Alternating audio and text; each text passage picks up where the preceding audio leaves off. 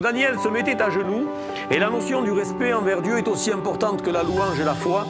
J'aimerais vous dire ce matin que la position a peu d'importance. Ce qui est important pour nous tous, c'est que Dieu soit le maître au plus profond de nos cœurs. Bonjour à tous depuis Jérusalem, nous sommes heureux de vous accueillir dans les studios de la TBN, la télévision de la bonne nouvelle, pour un partage de la parole de Dieu avec une vue incroyable, imprenable sur Jérusalem, le mont des Oliviers, le mont Sion.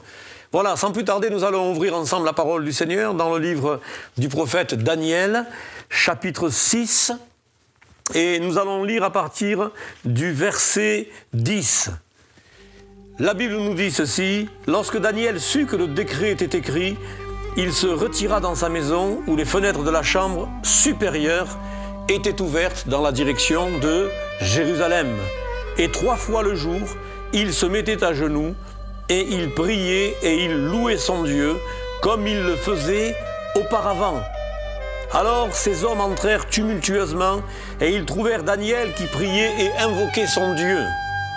Puis ils se présentèrent devant le roi, et lui dirent au sujet de la défense royale: « N'as-tu pas écrit une défense portant que quiconque, dans l'espace de 30 jours, adresserait des prières à quelque dieu ou à quelque homme excepté à toi, au roi, serait jeté dans la fosse aux lions. » Le roi répondit: « La chose est certaine selon la loi des Mèdes et des Perses, qui est immuable. » Ils prirent de nouveau la parole et dirent au roi: « Daniel, l'un des captifs de Juda, n'a tenu aucun compte de toi, au roi, ni de la défense que tu as écrite, et il fait sa prière 3 fois le jour. » Le roi fut très affligé quand il entendit cela.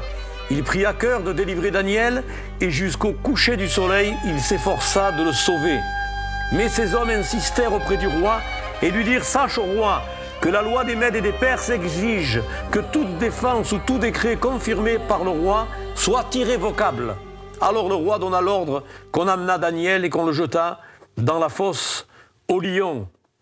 Au verset 24, le roi ordonna que ces hommes qui avaient accusé Daniel soient amenés, jetés dans la fosse aux lions, eux, leurs enfants et leurs femmes, et avant qu'ils soient parvenus au fond de la fosse, les lions les saisirent et brisèrent leurs os. Amen. Voilà, ce matin, j'aimerais partager avec vous sur la prière. Nous avons là l'histoire d'un homme extraordinaire, un homme de Dieu remarquable, le prophète Daniel. J'aimerais vous dire que, quelle que soit la situation que nous traversons, et aujourd'hui nous pouvons parler d'une situation critique que le monde est en train de traverser, eh bien il faut avoir l'attitude du prophète Daniel. La Bible dit que malgré le décret du roi, malgré les circonstances, malgré l'opposition, le vent contraire, eh bien l'Écriture nous dit que Daniel se retirait 3 fois le jour dans sa maison, avec la fenêtre ouverte en direction de Jérusalem, et le texte nous dit qu'il priait et il louait son Dieu comme il le faisait auparavant.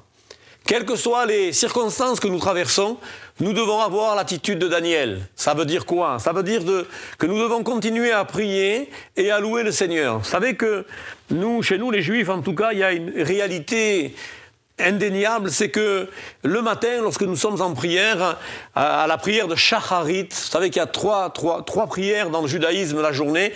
Il y a la prière de l'aurore, Shacharit, Shachar, l'aurore. Vous avez la prière de Mincha, qui est la prière de l'après-midi, qui signifie aussi louange. Et vous avez la prière de Arvit, la prière du soir. Mais Shacharit, le matin, dès le matin, lorsque nos yeux s'ouvrent, que nous sommes réveillés, notre prière est avant tout une prière de reconnaissance. La première prière qui sort de la bouche d'un juif, c'est le Modé Ani Lefanecha. Je te remercie, ô Dieu, vivant et éternel, de me permettre de pouvoir me tourner vers toi et de pouvoir m'approcher de toi. C'est une prière extraordinaire qui nous permet aussi de reconnaître la grandeur, la miséricorde et la fidélité de Dieu. Quelles que soient les circonstances, que nous soyons levés du pied gauche ou du pied droit, notre première prière n'est pas une prière de requête, une prière de demande, mais c'est une prière de reconnaissance. Et nous voyons là que la prière de Daniel va être comparée à une prière de qualité. Vous savez, comment peut-on parler de prière de qualité? Oui, il y a toutes sortes de prières. il y a toutes sortes de prières que nous formulons. Et j'aimerais vous dire ce matin que la bonne qualité d'une prière n'est pas seulement une question de choix des mots, bien que ceci soit souvent le véhicule de notre pensée, mais une bonne prière, c'est une prière d'abord de reconnaissance, une prière qui est l'émanation de ce qu'il y a au plus profond de notre cœur. Et si la prière de Daniel était une prière de qualité, c'est tout d'abord parce que la prière de Daniel était une priorité. Et j'aimerais vous le dire que dans les temps que nous vivons, dans les temps que nous sommes en train de traverser, notre prière, notre temps de prière est un moment de priorité. C'est la priorité. Il est prioritaire. Pourquoi je dis que la prière de Daniel était une priorité? Parce que le texte nous dit qu'il se retira dans sa maison. Et si nous voulons que notre prière soit une prière de qualité, il faut qu'elle fasse partie de nos habitudes. Je ne sais pas chez vous, mais en tout cas, pour ma part, quels que soient les moments que nous traversons, quelles que soient les circonstances, dès que je me lève, j'ai une pensée pour notre Dieu, pour le Seigneur, le Roi des Rois, celui qui nous a sauvés, celui qui nous a arrachés à la mort, celui qui nous a arrachés de la condamnation, de la perdition éternelle. Et c'est un privilège de pouvoir se lever et d'être, quand on se lève, un enfant de Dieu, quelqu'un qui a été choisi, non pas à cause de ses mérites, mais par grâce. C'est par grâce que nous avons été choisis. Vous savez, la grâce, c'est le mot chesed en hébreu, ça vient de chassout, une immunité. Aujourd'hui, on parle beaucoup à cause du virus du corona d'être immunisé. Moi, je suis d'abord sous l'immunité de Dieu. L'ayant expérimenté, l'ayant rencontré comme mon sauveur personnel, je sais que sa grâce me suffit et que cette grâce extraordinaire que je vis au quotidien est un privilège pour chacun de nous, pour chacun des enfants de Dieu. Et par cette grâce incroyable, eh bien, dès que mes yeux s'ouvrent, je pense à celui qui m'a communiqué cette grâce, à celui qui m'a sauvé par grâce, à celui qui m'a restauré, à celui qui m'a régénéré par sa grâce infinie. Et cette prière, elle est une prière de qualité parce qu'elle fait partie de nos habitudes.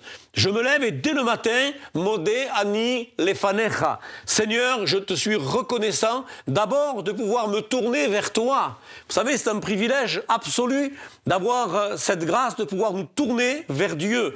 Et le fait de pouvoir se tourner vers Dieu dans les temps que nous traversons, dans les temps que nous vivons, eh bien, c'est un privilège extraordinaire qui nous est accordé et qui nous est fait.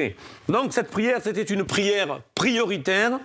Et la deuxième chose que nous constatons, c'est que la prière de Daniel, c'était une prière respectueuse. Vous savez que dans le judaïsme, nous faisons attention, nous les juifs, à ne pas avoir d'idoles et à ne pas se prosterner devant des idoles. Mais cependant, le texte me dit que la prière de Daniel est une prière respectueuse parce que le texte me dit qu'il se mettait à genoux. Et ça, c'est important, de se prosterner devant le vrai Dieu, devant le Dieu d'Israël, devant celui qui est venu sauver son peuple, la personne de Yeshua, la personne de Jésus, le Roi des Rois, le Seigneur des Seigneurs. Il se mettait à genoux. Et là, il y a là comme une notion de respect envers Dieu qui est aussi importante que la louange et la foi. Vous savez, Daniel, c'était un homme de foi et de prière. Et j'aimerais vous dire ce matin qu'on ne peut pas être l'un sans l'autre. Et si sa prière est une prière de qualité, c'est parce que c'est aussi une prière respectueuse. Vous savez, la bracha, la bénédiction en hébreu, le mot bracha, qui a donné le mot bénédiction, vient du verbe levarer, bénir, qui signifie action de fléchir les genoux, de birkaim. Birkaim, ce sont les genoux. Et ce qui est important pour nous tous ce matin, c'est de réaliser que celui devant lequel nous nous approchons chaque matin pour l'invoquer est au-dessus de nous, qu'il est plus grand que nous, il est plus puissant que nous, il est omniscient, omnipotent, omniprésent. Et c'est pourquoi nous voulons nous prosterner devant lui. Oui, je veux me prosterner devant mon roi, je veux me prosterner devant mon Seigneur, sachant que l'attitude physique ne va pas être le facteur qui va provoquer la bénédiction. Non, le fait de se prosterner, de se mettre à genoux, c'est avoir cette attitude dans notre cœur de réaliser que Dieu, celui qui est en nous, est plus grand que nous. Et quand bien même j'aurais des problèmes de genoux, vous savez, il y a des bien-aimés dans la maison de Dieu qui ont des problèmes avec les genoux, qui ne pourraient jamais se mettre à genoux. Eh bien, le fait d'être à genoux dans son cœur est suffisant pour obtenir et déclencher la bénédiction qui vient du ciel. Donc Daniel se mettait à genoux, et la notion du respect envers Dieu est aussi importante que la louange et la foi. J'aimerais vous dire ce matin que la position a peu d'importance. Ce qui est important pour nous tous, c'est que Dieu soit le maître au plus profond de nos cœurs. Amen. Si le Seigneur règne dans nos cœurs, s'il règne sur nos vies, alors cela va déclencher une plénitude de bénédiction pour chacun de ses enfants. La troisième chose qui me confirme que la prière de Daniel était une prière de qualité, c'est que c'était une prière constante, comme il le faisait auparavant. Vous savez, aujourd'hui en Israël, vous pouvez croiser sur l'autoroute des gens qui ont la kippa sur la tête, qui croient en Dieu, et qui, à cause du délai et de l'horaire de la prière, s'arrêtent sur le côté, mettent les warnings, les clignotants, sortent de leur voiture et de manière spontanée se mettent à prier. Voilà, et ce qui me conforte dans cette pensée que la prière de Daniel était une prière de qualité, c'est que c'était une prière constante, comme il le faisait auparavant. Et ça, c'est important pour nous tous parce que dans le judaïsme, on sait que, et je le disais en amont, il y a 3 sortes de prières. La prière de Shacharit, l'aurore, le matin, bonheur. La prière de Mincha, 15h l'après-midi. Et la prière de Arvit, le soir. Donc 3 fois le jour, la Bible nous dit que, comme il le faisait auparavant, Daniel invoquait son Dieu en ouvrant la fenêtre, toujours en direction de Jérusalem. Vous savez, Jérusalem n'a pas de pouvoir magique, hein, mais Jérusalem, et surtout la partie que vous voyez derrière moi, l'esplanade sur laquelle se trouvait le temple et le lieu du Moria, était un lieu très très important pour les Juifs. Et il n'y a pas beaucoup de Juifs religieux qui montent sur l'esplanade du temple aujourd'hui en craignant simplement de marcher sur l'endroit où se trouve le lieu très saint. Mais cependant, même si Jérusalem n'a pas de fluide, n'a pas un pouvoir magique, nous savons que Jérusalem est un lieu de commémoration. C'est là que, bien sûr, le Seigneur Yeshua, Jésus, s'est offert en sacrifice, mais c'est sur ce lieu, le Moria aussi, que Abraham est venu, en étant soumis à son Dieu, offrir son propre fils Isaac en sacrifice, alors que Dieu avait pourvu pour le substitut de son fils. C'est un lieu de commémoration. Yerushalayim, c'est Yerusha, c'est le lieu de l'héritage, c'est notre héritage. Yerusha, Lahem, leur héritage. L'héritage de qui? L'héritage du peuple d'Israël, l'héritage des enfants de Dieu. Et Yerushalayim, c'est Yerou, voir la paix qui apparaîtra. La paix qui apparaîtra, c'est Yeshua lui-même, Jésus, qui posera ses pieds sur le mont des Oliviers. Lui, le prince de la paix. Nous croyons que sans le prince de la paix, il n'y aura jamais de paix. C'est pourquoi notre prière doit faire partie de nos habitudes. Et comme Daniel, comme il le faisait auparavant, nous rappelle que sa vie de prière n'est pas altérée par les circonstances favorables ou défavorables. Tu as peut-être perdu un proche dans ta famille. Tu as peut-être vécu des épreuves terribles à cause d'un virus, à cause d'une maladie terrible dont la terre aujourd'hui est frappée. Cependant, quelles que soient, et je répète et j'insiste lourdement ce matin, quelles que soient les circonstances que nous traversons, nous devons rester dans une position de fermeté en tant qu'enfants de Dieu. Il ne faut pas que notre prière soit altérée par les circonstances favorables ou défavorables. Quels que soient les moments, ma première réaction par rapport à mon Dieu, c'est de reconnaître qu'il est souverain, qu'il est en contrôle de tout, et de lui dire merci. Merci Seigneur, même pour les épreuves de la vie. Nous ne sommes pas des fanatiques, mais nous pouvons dire au Seigneur, merci Seigneur pour les épreuves de la vie. La 4e chose qui me fait penser que la prière de Daniel était une prière de qualité, c'est que c'était une prière de reconnaissance. Il louait. Voyez-vous, il y a toutes sortes de prières, hein. Il y a toutes sortes d'interprétations de la prière. Bien sûr, la prière est synonyme de quémander, de demander, d'implorer, de demander à Dieu de répondre à un besoin qui nous est particulier, c'est vrai. Mais la prière de Daniel est avant tout une prière de reconnaissance. Je répète, Modé Ani Lefanecha. Je te remercie Seigneur de pouvoir me tourner et devant toi et de pouvoir me présenter dans ta maison, dans ta présence, pour invoquer ton nom? Doit-on seulement prier quand tout va mal et louer quand tout va bien? C'est la question que l'on peut se poser. Vous savez, on a des croyants qui prient lorsque tout va mal et lorsqu'ils sont en extrémité, alors ils se souviennent qu'ils ont une arme incroyable, la prière. Et puis, vous avez des croyants aussi qui vont se mettre à louer le Seigneur lorsque tout va bien. Malheureusement, il y a beaucoup de silence dans nos rassemblements et le silence est parfois dû à la timidité, certes, mais le silence est dû parfois au fait que notre famille est éprouvée, que les enfants de Dieu sont dans l'épreuve. Et parce qu'ils sont dans l'épreuve et dans la difficulté, alors ils se bloquent et refusent de remercier Dieu parce qu'ils sont dans une situation extrême. Vous savez, c'est dans les situations extrêmes qu'il faut se dire que le diable fait rage, il nous combat, et si nous sommes dans des moments d'oppression, des moments de guerre, des moments de combat, c'est parce que le diable veut peut-être nous empêcher de voir le plan de Dieu se réaliser dans nos vies. Daniel est en pleine difficulté, mais sa foi n'en est pas atteinte. Daniel lui-même, alors qu'il est éprouvé, va refuser les mets qui lui sont proposés, la nourriture qui lui est proposée par le roi. Il va refuser de se souiller. Vous savez, quand on est dans l'épreuve, quand on est dans les difficultés, bien souvent on sombre. On retourne dans nos anciens travers. Certains retournent dans le frigo pour consommer de la bière de manière exagérée, d'autres des apéritifs, d'autres de la nourriture en grosse quantité, d'autres vont se tourner vers des drogues, vers le tabac, etc., vers des palliatifs, des choses qui vont finalement les nuire à leur bonne santé. Et quand on est en difficulté, on retombe dans nos travers. C'est absolument pas ce qu'il faut faire. Lorsqu'on est dans l'épreuve et qu'on est en difficulté, il faut remercier le Seigneur. Ça signifie que nous, enfants de Dieu, si nous sommes attaqués, si nous sommes éprouvés, c'est que nous sommes dans le plan de Dieu. Amen.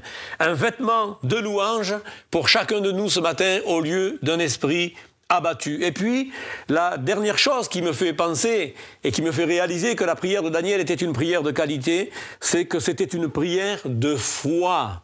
Il avait confiance en son Dieu. La foi, c'est quoi? C'est Emouna. Emouna, c'est quoi? C'est Emet.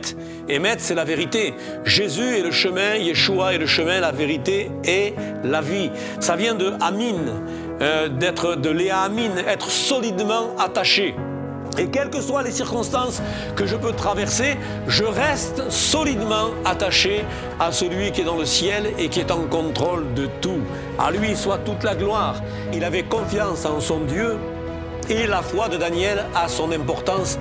Notre foi, cette confiance que nous plaçons dans le Fils de Dieu, a son importance pour déclencher pour chacun d'entre nous la bénédiction du ciel, cette bénédiction qui descend du ciel. À Dieu seul ce matin soit toute la gloire.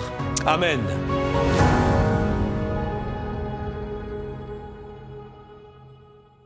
Shalom, j'espère que vous avez aimé cette vidéo. Abonnez-vous pour ne pas rater nos programmes. Merci de faire partie de notre famille TBN. Que Dieu vous bénisse. Shalom de Jérusalem.